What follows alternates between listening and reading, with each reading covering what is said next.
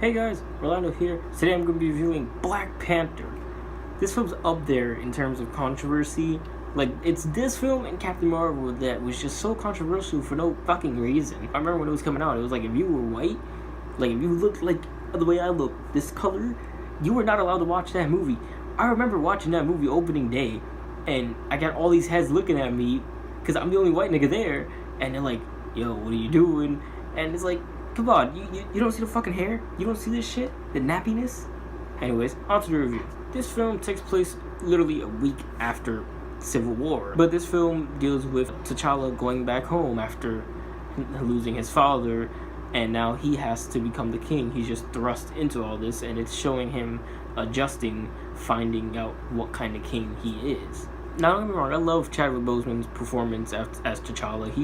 He brings a different style into the role of protagonist, because usually when we get protagonists in the MCU, they're usually just like quippy, they're always sarcastic, making jokes. No, T'Challa is just, he's straightforward, he's straight to the point. That nigga is serious as fuck, and I love it. But it does make his character kind of bland sometimes, because he literally barely tells any jokes. This movie really shines in Michael B. Jordan's performance as the villain, Eric Killmonger. Oh my fucking god. He is up there. He is one of the best villains in the MCU. Like, I'm pretty sure you guys seen this movie. This movie made a shit ton of money last year.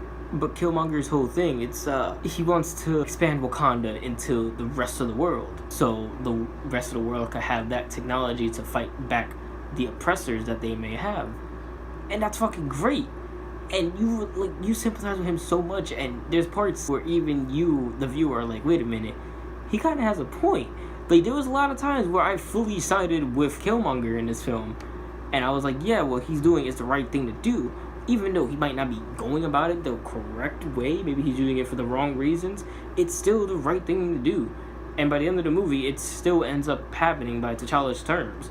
That's not even a spoiler. Everybody's seen this fucking movie. What I really love about this movie is the fucking suits, man. Oh my god. The technology that's used in this movie is fucking amazing. It makes the Iron Man suits look like fucking children's toys. Like, everything is vibranium and everything is just light years ahead of what the rest of the world has. It's fucking ridiculous. I love it. Especially Black Panther's suit. That's probably my favorite MCU suit still to this day. Just because of how fucking sleek and... Bro, it's all in the necklace and he just has to think and the shit comes on him. That's fucking amazing. I love that shit so much. My major problem with this movie is Claw. I mentioned Claw that he was in Age of Ultron. And they bring him back for this movie because he is a Black Panther villain. And I was really excited to see him. But the way he was treated in this film just left a really bitter taste in my mouth, and I didn't like it. I love how, like, isolated this film is from the other movies. Like, sure, it has Martin Freeman's character, Everett Ross, in this movie. This film is literally, like, you could just watch it without watching anything for any type of context, and they tell you everything right here, right now. Like, you don't need any previous movies to understand anything else, besides maybe the end credit scene. But still, that's like, what, 20 seconds that you won't understand out of this entire movie? This movie is fantastic that it could be watched on its own in this grand scheme of things, in this bigger universe.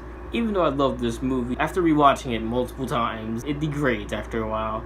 Like, it's not as great as people think it is. People hold this movie to such a high standard when there are such better superhero movies. Like, I understand the whole, like, oh, it's made by black people, it's for black people. Like, I understand all that, but honestly, after watching it multiple times, like the way I do marathons all the time, it degrades after a while. But the one thing that stays strong is Eric Killmonger as the villain. That oh my god, he is awesome. I love him so much. His portrayal is fucking amazing. I love Michael B. Jordan so much.